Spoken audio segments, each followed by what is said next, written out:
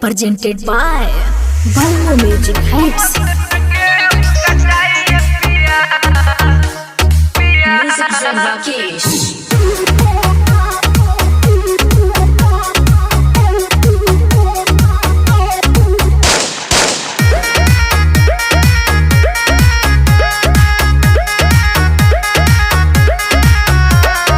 चोई में घर चली आई पिया चोई में घर चली आई पिया हम से न गेहूं कटाई पिया चोई में घर चली आई पिया हम से न गेहूं कटाई पिया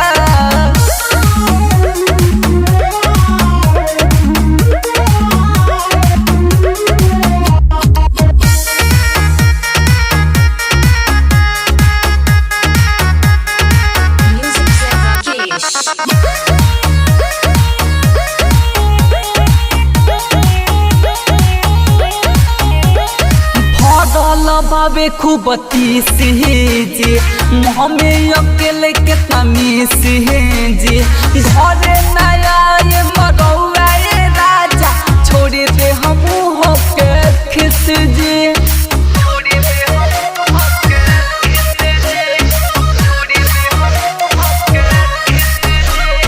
फरल बाबे खूब तीसी जी मम्मी अकेले कितना मिसी जी घरे नया ये मरौआ ये राजा छोड़ दे हम हो के खिस जी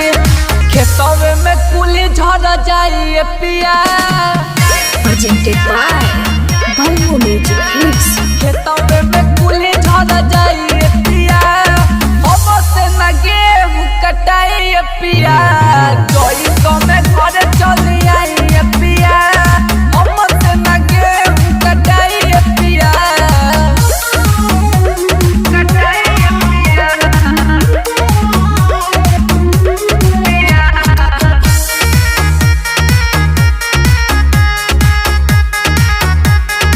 Music Zen Rakesh.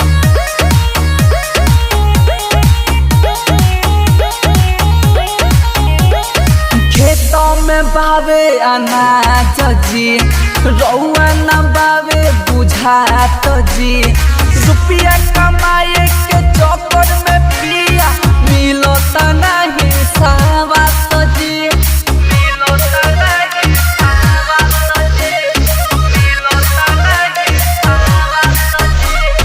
खेती में भावे अनाज जी